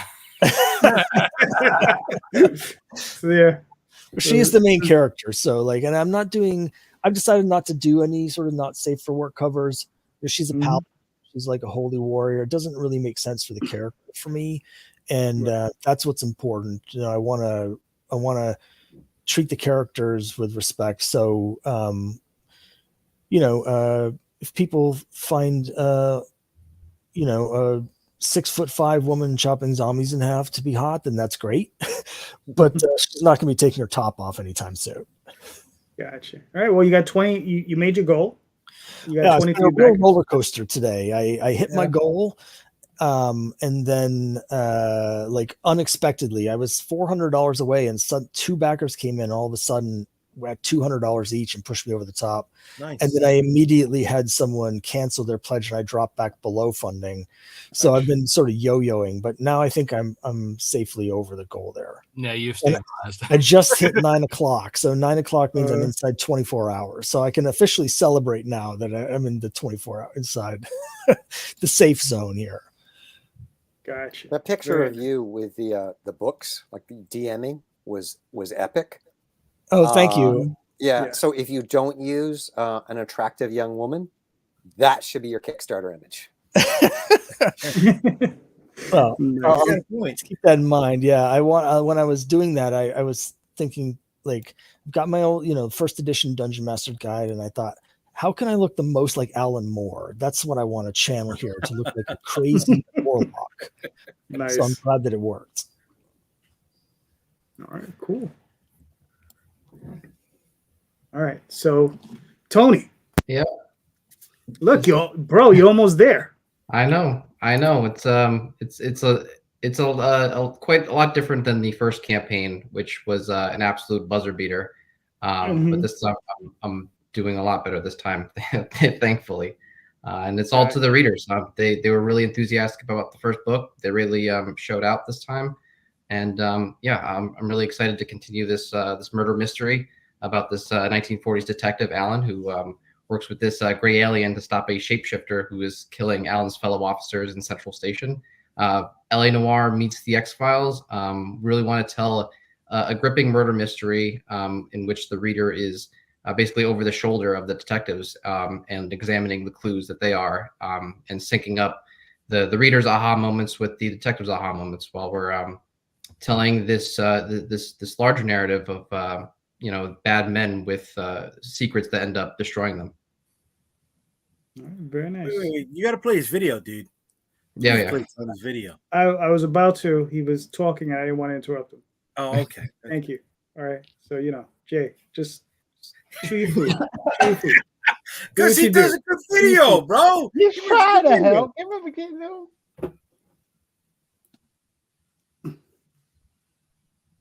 Sound. Ooh, sound. Oh, we'll be quiet this time. Is there any sound? Yeah, there's sound. There's voiceover. Meet him, mom. Ross hides within Central Police Station alongside Alan's fellow officers. Alan deemed his experience utterly bonkers until he found the UFO he encountered yapping to the captain. The detective barged in to let the alien have it, but instead found out his tape, his new partner. The stage is set. The hard-nosed detective and the ego rookie set off to find their elusive killer. In our next chapter, the two traverse 1940s Los Angeles, meeting UFOs hiding in plain sight as their mystery gets stranger by the day. Meanwhile, the shapeshifter remains at large, hunting down the other detectives of Central Station. Book 2 is penned by Mr. Tony James, a writer of sorts, lover of old noir and science fiction. Returning with vigor are his 3 able-bodied artists, aces in their own field, much like our detective. And hot diggity dog, get a load of our new rewards. Many of them are exclusive to this very Kickstarter. Be sure to peruse the add-ons as well. Commemorate your purchase with these additional items. Don't be a fuddy-duddy. Back Star Noir today. It's the only way to defeat the communists. Nice. Fantastic. Did you change the video? Oh, look at that. Oh, I just hit my goal. Just made goal. Excellent. There you go. There you go. Congratulations. Thank you. Nice. Way to be, Tony. Nice. What's up? Yeah. So Great. did you change the video from the last time? No. I just I re-recorded a different script, try to make it more of like a previously on, so I could kind of talk to both the returning readers and the new readers as well. Okay. And my partner is now dancing over here because I off camera because I just hit my goal. Nice. Fantastic. It's just been it's been a really great experience. Just seeing the growth between the two campaigns has been incredible. It's given me a lot of information to work with going forward.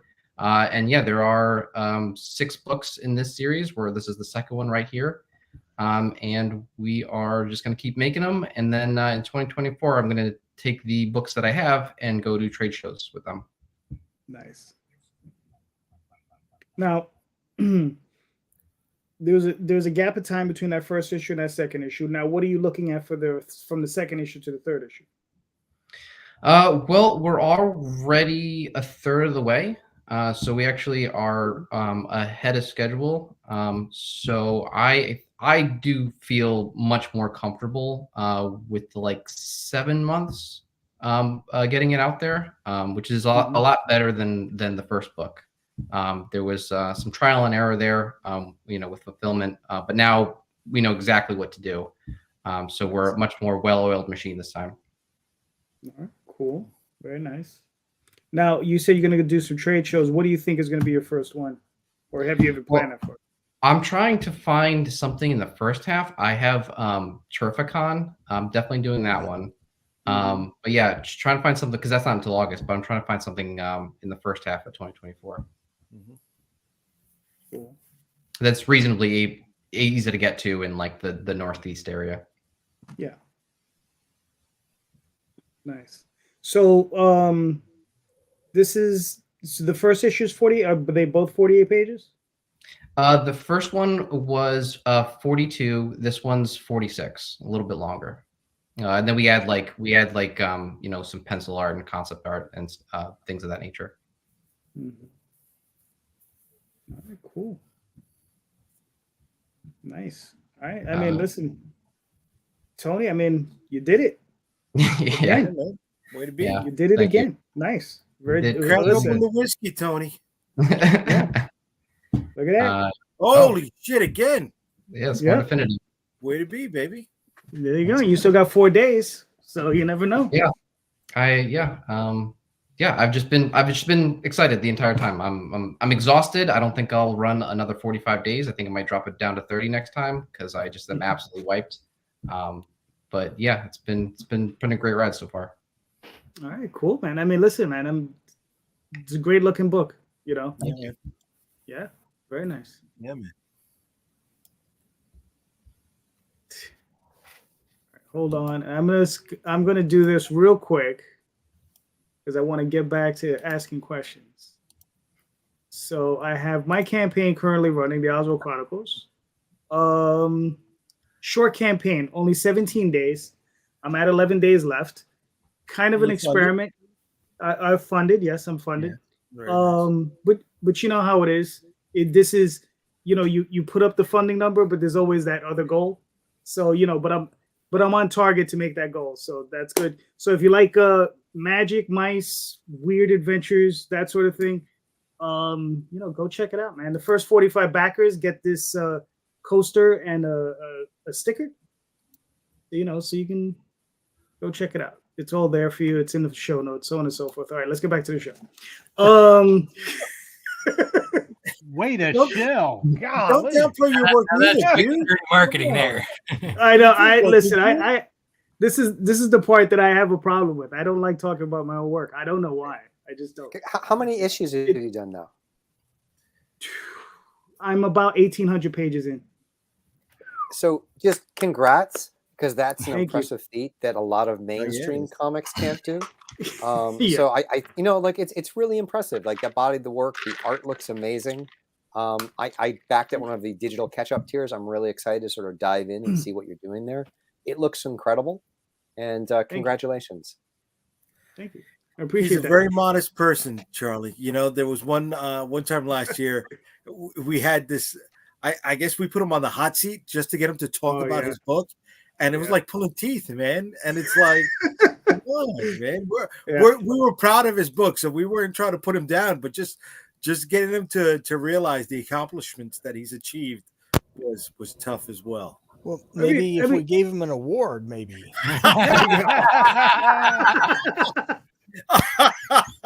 There you go. I'll print up my own plaque. Thank you. We'll give you the the child reward. Whose child is that? Whose child is that? For this one, it looks like Baby Yoda. It is Baby Yoda. I play up the whole ignorance of it all. I can't. You know. I don't think you're playing. I guess I could send him a bigger award. You know. Oh yeah, boy. Nice.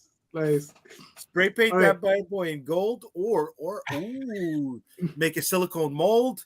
Right, drop the resin in there with a little bit of gold highlights. And sorry, I think about all that stuff. You're such a weirdo. Anyway, thank you, Michael. Yes. Now, I got a question for everybody. Here we go. As a reader, what is the key thing you look for when you buy a book? You know, because we're all comic book fans. I know we all started out that way. We're creating them, but as a reader, what are you looking for? You know, as a fan. I think we were up to Scott. Oh, hi there. Well, it's a good question. I mean, the main thing I'm looking for when I'm looking at stuff, indie books, either on Kickstarter or like an indie convention or artist alley or something, is the authenticity, like the passion from the creator. You know, obviously there's certain genres and stuff that I gravitate to, and types of stories and artwork and stuff like that. But really, if when I look through the book or talk to the creator, if it seems like someone who is really passionate about making comics and they're making it because they just love comics and have to make it, I'll tend to buy it or back it to support their vision. That's the main thing that I look for, really. Cool. Tony, what are your thoughts? I just like seeing a creator with full vision. It really doesn't matter if it's a genre that I'm not particularly into or if the art is not, out of here. But I do like to see something that doesn't feel half-baked, that I feel like the creators have really put a lot of time and effort into. And I'm definitely charmed by that, just seeing just a full vision. Nice. Charlie, what are your thoughts? Well, it depends if it's on Kickstarter or it depends if it's in the direct market. Because on Kickstarter, it's a very different process for me, because there I'm trying to support as many creators as possible who might need a boost, who seem to really be putting their heart and soul into a book, like what you were just saying. If it's in the direct market, then as a consumer, I look at the art first, and if it's not at a certain level, I won't pick up the book. And then if the art is at a certain level, I'll read the book. And if there's not a hook, because like it's the writing that hooks me for a second issue, but it's often the art and the concept that will get me to pick up a first issue of something. Fair enough. Mr. Multari? Yeah, I'm kind of in that same vein. Growing up collecting, it was always the art first, then the story. If the story kept me, then I'd keep, I'd be religiously getting it every month, when it came in, or if it was a bi-monthly or whatever. That's why I kind of like now as an adult, I've kind of like given up on like Marvel and DC because they have lost my attention.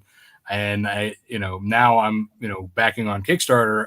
A lot of it's supporting friends, but then the ones that aren't my friends that I'm backing, those are the ones that I'm looking at the art, then try out the story, and then I'll come back for the next issue, the next Kickstarter, and so on and so forth. Same with the direct market. It's really rare now for me to pick up a book in the direct market, but it's still the same. It's the art first, then the story.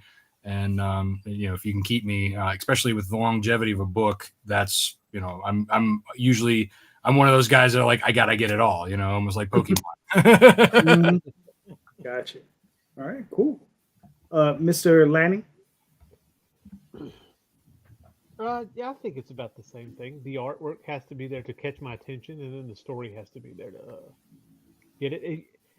It also depends on how often I've seen that type of book, if it's the same subject or matter, how they handle that subject matter. Really. Too. I mean, it might have good art, but it might be another, what do we say, lady superhero earlier that I'm not really interested in. That kind of thing. But if you could hook me with something different to that story, then I'll go for that. But if it's the same thing, your art and your writing is not really gonna bring me to the table. If it's the same thing I've seen over and over again. Okay, fair enough. Mr. Rosario? I'm gonna jump on what some of the guys have been saying. Yes, to all of that. But I want to tag on what Charlie did. That napkin. If the tchotchke ties into the story, I'm popping for it. Like, I don't even know what the napkin looks like. It could be, lipstick on a napkin because of some story element and not be mass produced or whatever. And it's just like, okay, if it's an odd tchotchke that ties in, then I pop for it because it shows me that the person really thought about what they're doing and are trying to give you the full experience. Okay, that's cool. Let's see. For myself, it's funny. Like, primarily, it's easy to look at artwork, right? But it's always the thing. It's like Charlie said. It's the stories that hook me. It's the stories that retain me, right? So if I like your stuff, I'm going to just always keep coming back. Yeah, and that's pretty much it. It's art and story, but primarily that story, because the art will only take you so far for me. You can have Travis Charest drawing your book, but if it's not well written and it's not doing anything for me, I'm not going to be picking up any more issues. Jay, so yeah, that's what I got. I just going to say, like, I was just going to say to Jay, I'm glad that you like the napkin. If you had been there for my first campaign, you could have gotten a piece of coal from the White Ash coal mine that came with a certificate of authenticity from the coal mine. I literally bought like a giant bag of coal that I sent out to backers. Cool. And it wasn't until after I had done it, I realized that might not technically have been legal.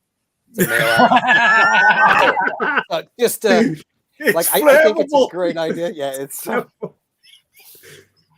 but he totally glossed over at the post office. Is it flammable? No. I think it's great, but it's also crazy because you know what? I mean, your cost for shipping might have like been doubled for that alone, dude. That would be crazy. But I pop for that. I like little items like that. what was it? The I don't know if anybody's a fan of the Flash Gordon movie. It had an anniversary DVD edition some years back, and Alex Ross did the cover art for the DVD because he's a big fan of Flash Gordon, and it was packed in with a bunch of different like postcards of artwork that wasn't used for the cover DVD. I was like, oh, I want to see all of that shit. I love the movie, and you know, that was just like an extra bonus. That was a cherry on top. I definitely pop for that. Yeah. Like I said, I'm still waiting to make that coin. That's like I got a the Scarface cigar box, like where it comes with like the cigar clip, where you can like actually use it and clip your cigars, and it has like a money clip in it and all kinds of cool shit. Nice. See, it's like going back to the napkin for a second. I'm sorry, I'm not trying to harp on it. I'm not trying to think of it because I really like it, but it's like it's sometimes we overthink things, right? How many people have thought about doing the I don't know if anybody's seen it, the Star Wars box that it's like Sith or Jedi element that like it's battery operated and it pops open, right, for the whole box set collection. I don't know if anybody's thought about that. I'm like, oh my god, that's so fucking cool. But how many times do we go into overthinking all these different little tchotchke elements, right? And dude, it's he got me with a fucking napkin. Nice. Easier So Jay as well than Cole. We know it's going to be in Basics campaign. Yes, much easier, and it's not against what is it? United States Postal Service rules. Jay, do you have another question?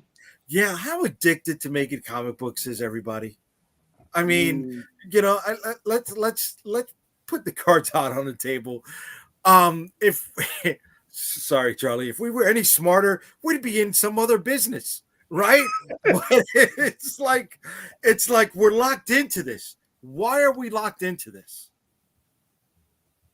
Yeah, Charlie, you're up. I'm sorry. Oh, well, I mean, I'll just go with like I've been in other businesses. I also worked in Hollywood for a while.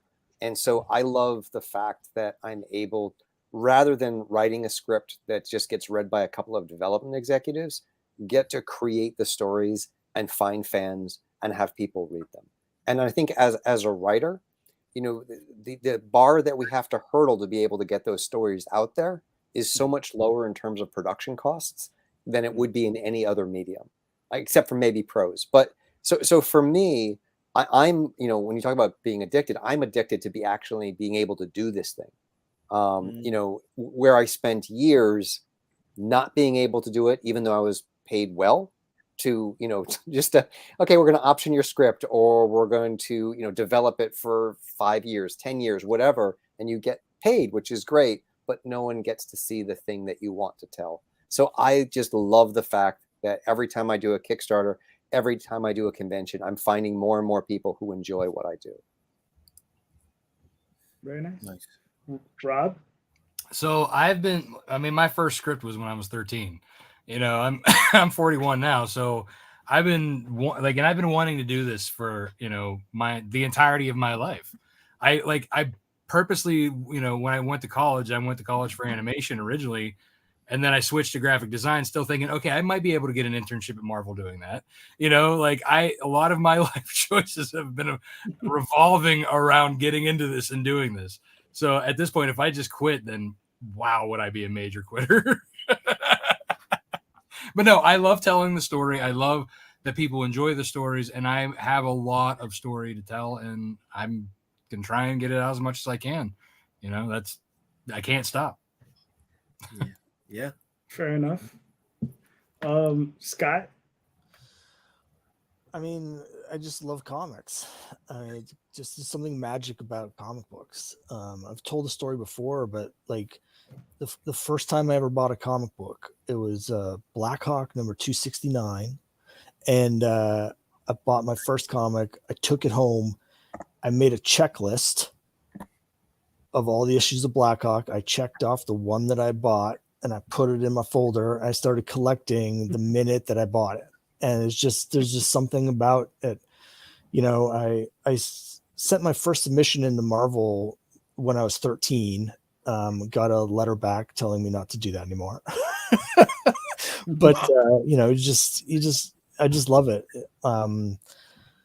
Yeah, I mean, even before I was making comics, I was always planning comics. I was always writing out, here's a 75 issue, series, and I plan the whole thing out. And then, this is in the 90s or whatever. I didn't think my art was good enough. I didn't know how to get it published and stuff. So I've always been making comics in my head. So getting to actually make them so that they're real is it's just the best. Nice. Cool. Tony, what are your thoughts?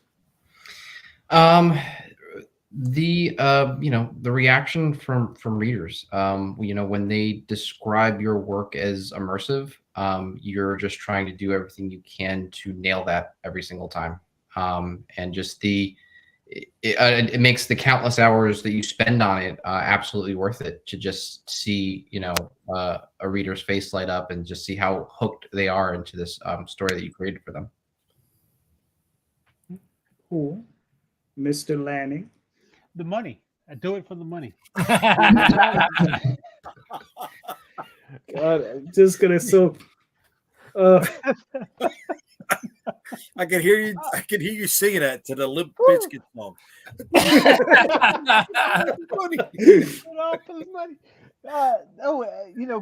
Comics play. I never wanted, honestly, coming up drawing and stuff like that. I never wanted to work for Marvel and DC. That wasn't my drive. My drive was to create, and so that was the thing. And I thought I would do it with writing. And so I was dipping into writing short stories, getting it out there, novels and stuff like that. And I have a whole bunch of stuff just sitting over there in a crate. But I got to the point, like I said, it was my narcissism, right? I've said it on here before. It's like, I don't want to write and you get to imagine whatever you imagine I'm showing you. I want you to see what I see. I want you to know. I want control of that world. And that's exactly what I get to do with comics. Not always, if I'm writing and drawing, I get to control that world, and sometimes I get to have a little bit of a control over what others write. But even that is a cooperation and a collaboration, which is great too. So I could put my narcissism aside for that most of the part. You have to, especially when working with JD. It's his vanity is enough to trump everybody. Let me tell you. Listen, I've been trying to keep that on the low. All right, thanks. That's why he doesn't like to market it. He doesn't want people to know. Exactly.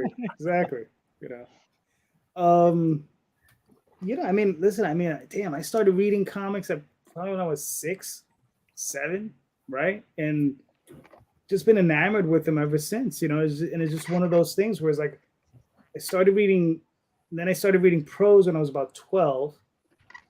And I mean heavy prose. I was reading Michael Moorcock and Harlan Ellison and Frank Herbert and so on and so forth.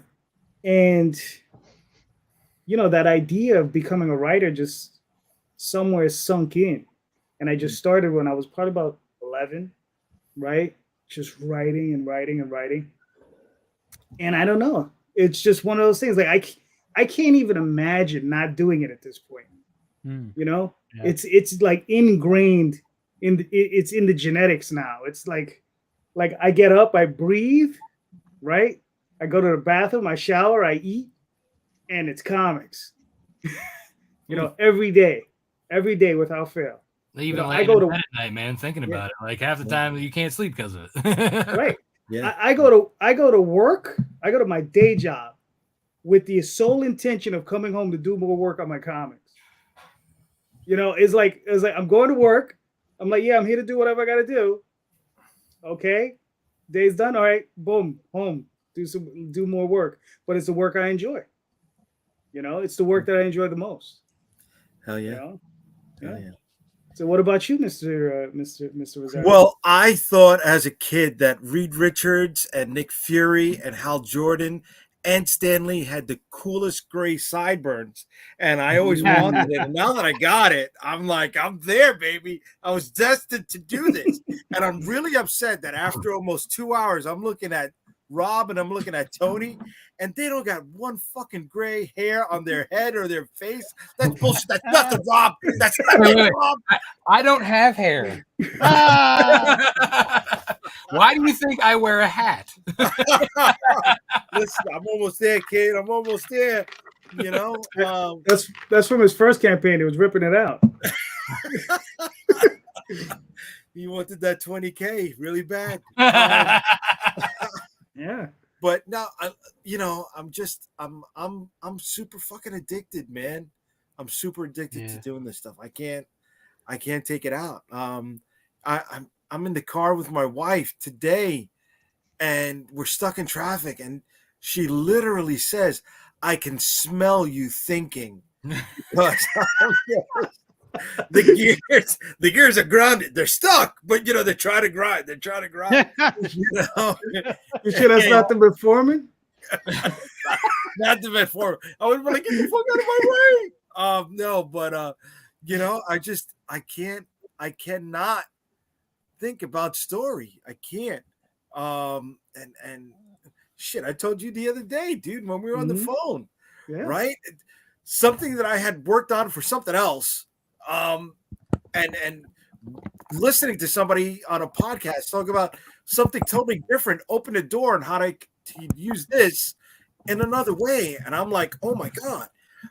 Once I put those two things together, it just opened a door for me to keep the story going even more. And I'm like, God damn it. I mean, it's food and comics. I wish I could say sex. It's comics. Right. Jay, thank you.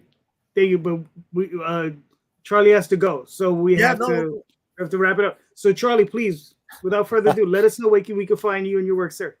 Well, I mean, don't wrap up on my account, but no. you can always find me at Charles Stickney at Twitter.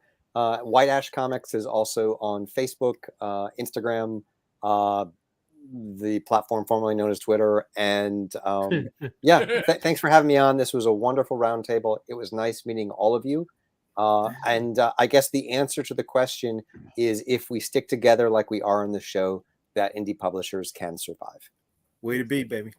Thank you. All right. Thank you, Charlie. Thanks for coming through, Charlie. Yep, you're always welcome. Yeah. All right. Tony, where can they find you, brother? Yes. Oh, me. That's me. You can find me on Twitter at T/J or Instagram at BananaBat. And I also make a YouTube channel where I analyze story structure in video games, and that's called The Rightist. Cool. Nice. Very nice. Scott, where can they find you and your work, sir? You can find my work at crimebustercomics.com. You can also find me on YouTube. The channel is called The Classic Comics Collector. That's where I talk a lot about back issues, old comics, but also making new comics. And I'm on Instagram at _crimebusters. Not that Instagram is of much use to anybody, I don't think. You're welcome to follow me there, but you'll never see any of my posts because Instagram doesn't share them unless you pay. But different story. But you can find me there, and I'm also on TikTok.